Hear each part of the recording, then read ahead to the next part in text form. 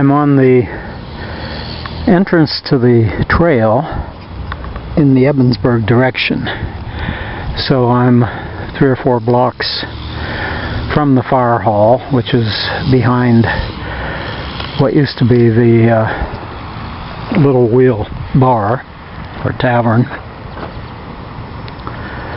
And then Robert Street to the left of that building, and where the traffic's coming out. And this entrance is right across from McMullen Field. There's still some rock dump there behind McMullen Field. And it seems there are trees planted halfway up the rock dump to hide part of it. I'm gathering that because the trees are so regularly spaced and everything. It's...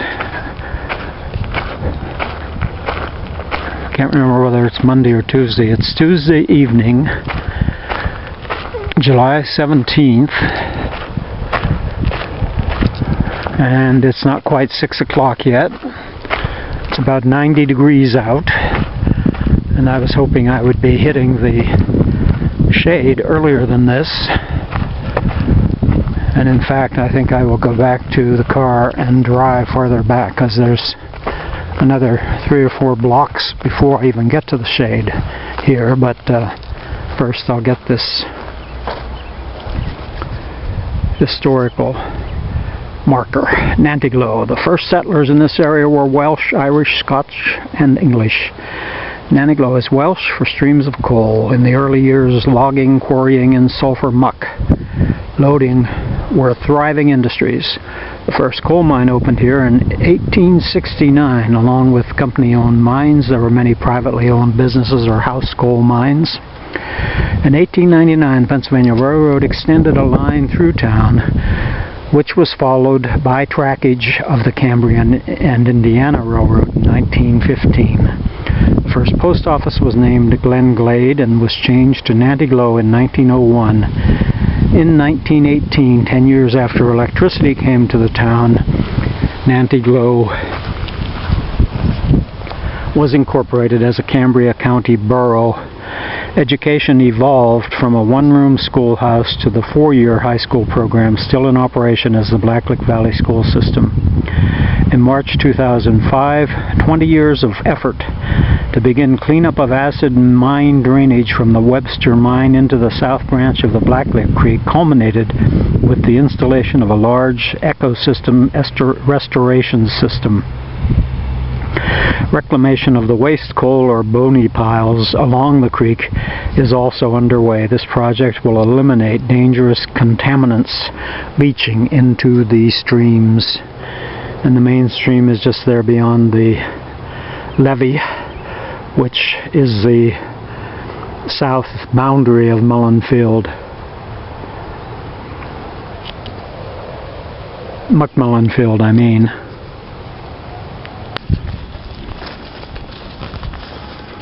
Well, this is much better.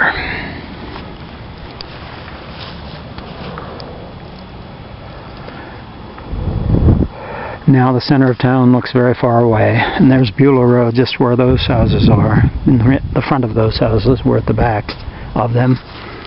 And here's where the C&I Railroad crossed the Pennsylvania Railroad, I'm assuming. Nice bench here somebody's placed. A little woodland trail next to the proper trail, or the trail proper.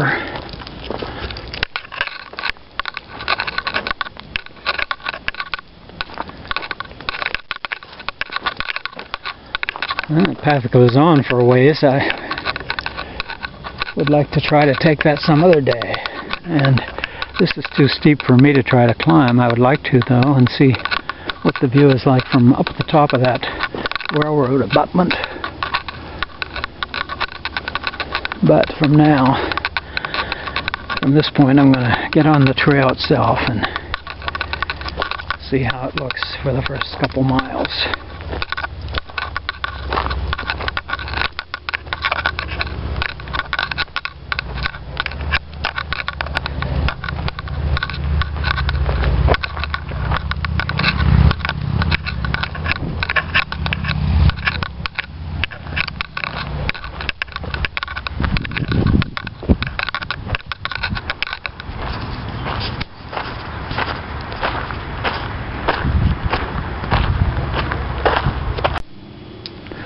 25, maybe 25 miles from the western terminus of the trail. 7 on the other side seems proper for the eastern terminus, which is at Ebensburg. So 25 is probably Armagh or Blairsville even.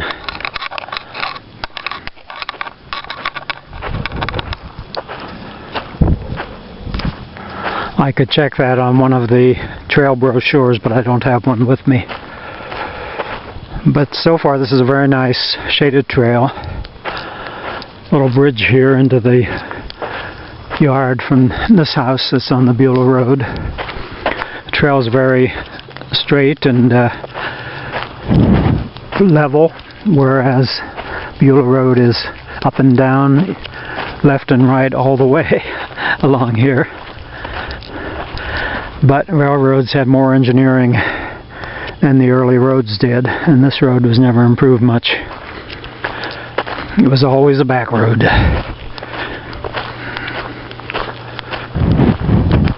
Here's a little path down to the creek. Probably used by fishermen mainly, but maybe even swimmers. The creek is very still here, so it wouldn't be very healthy swimming.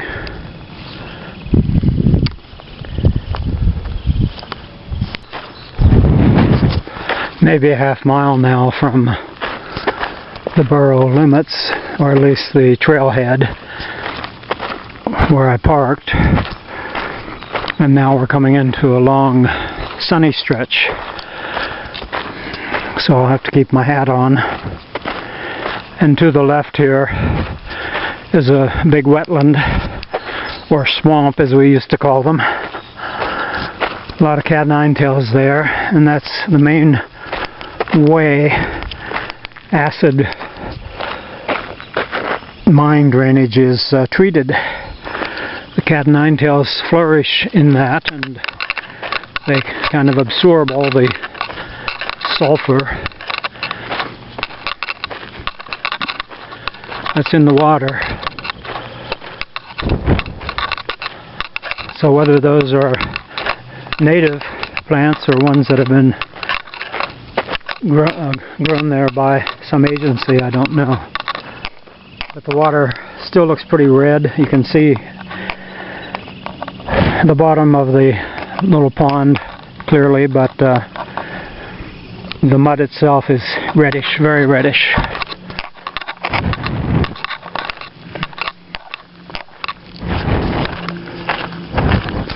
Haven't encountered a single fellow traveler on the trail in either direction.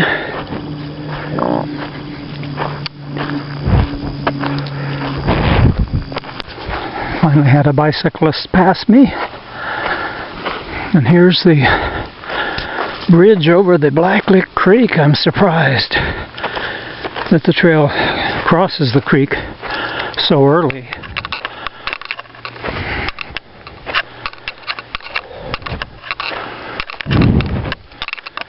How sad that vandals have ruined the sign, virtually ruined it.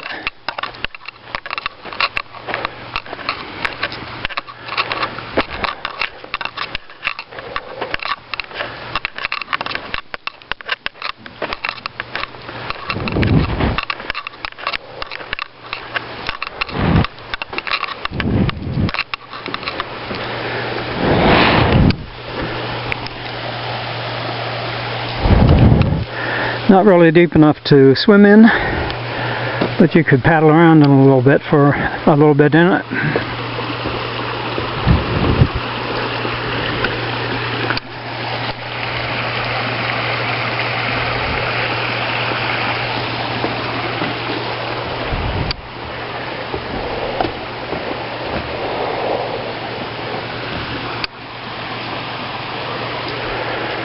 And it looks like there was a sign on the other side of the bridge too, but it's completely torn off now. Probably stolen to decorate someone's bedroom wall.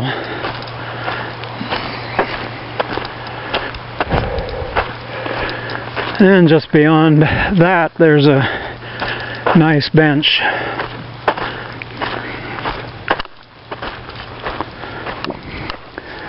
As the bicyclist passed, or as he approached me, he yelled before I knew he was there, "Coming up behind you!" And then as he passed, he said, "I didn't want to scare you."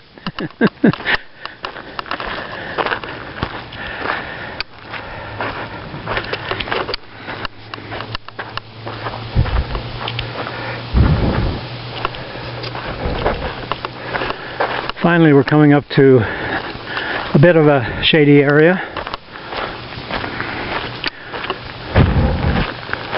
Thought maybe there was a side trail there, but I guess not.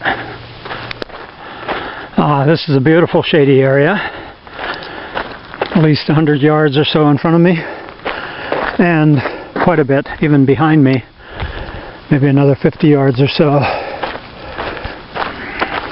And it looks like I'm coming up to a milepost on the right there.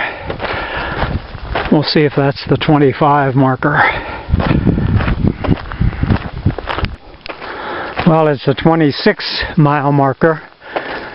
I'd forgotten that the previous one was 25 already. At least that's my theory now.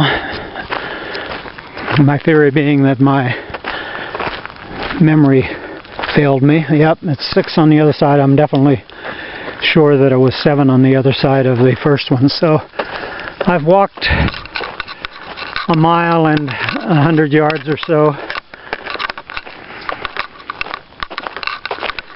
and it's now 6:25, so I'll probably just go a little bit further to see what's beyond this curve, and then I'll turn back because I'm likely to be called in at a meeting at the office that begins at 7. I may be asked to give my opinion on some controversial issues facing the Historical Society. Some very nice blackberries here, green of course, green and red. But someone was of the opinion the other day that maybe blackberries were dying out completely. Another biker passed. And now I'm just to the right, or on the south side of the creek. So apparently the creek made a big curve there where the bridge crossed it.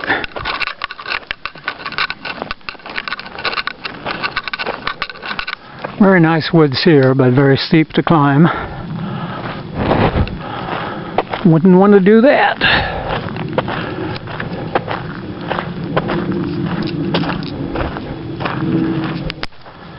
Well, I'm coming to the end of the shade for quite a long distance here, so I'll give it up. Maybe I'll go and park near the underpass on Beulah Road one of these days and see how far back this direction I can get if it cools down enough. Certainly wouldn't want to be on the trail during the heat of the day when the sun is hitting the trail directly.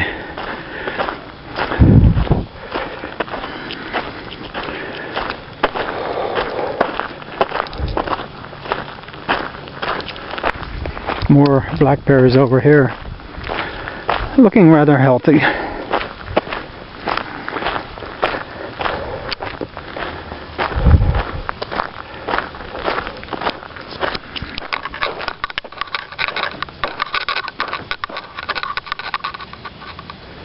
And it's now 6:29, so that's a good time to turn back.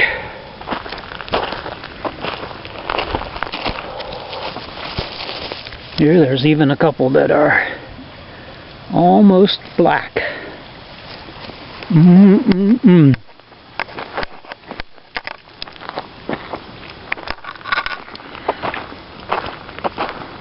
There's a flower unlike any I've seen before. A deer just ran across the creek below me. I can see it and I'm aiming the camera right at it, but it's in the shadow. Maybe you saw its tail there, because it waved its tail just before it ran off. Anyway, these flowers are rather radical looking, almost like brown-eyed Susans, but they look dangerous, don't they? Dark red, crimson. Don't remember ever seeing these flowers when I was growing up.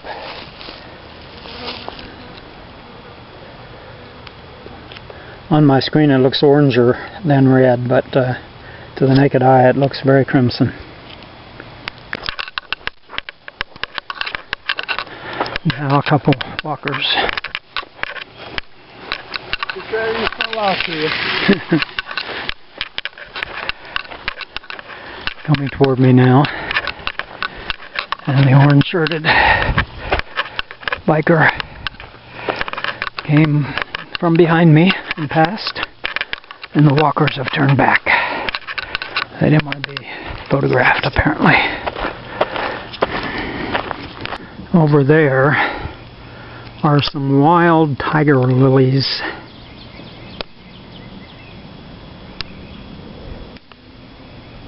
Not sure if they're showing up at all.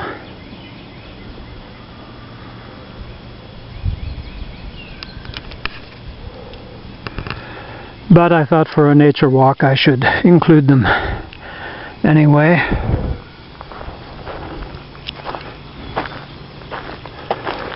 Now, Eula Road is right next to us. It is between that house and where we are now.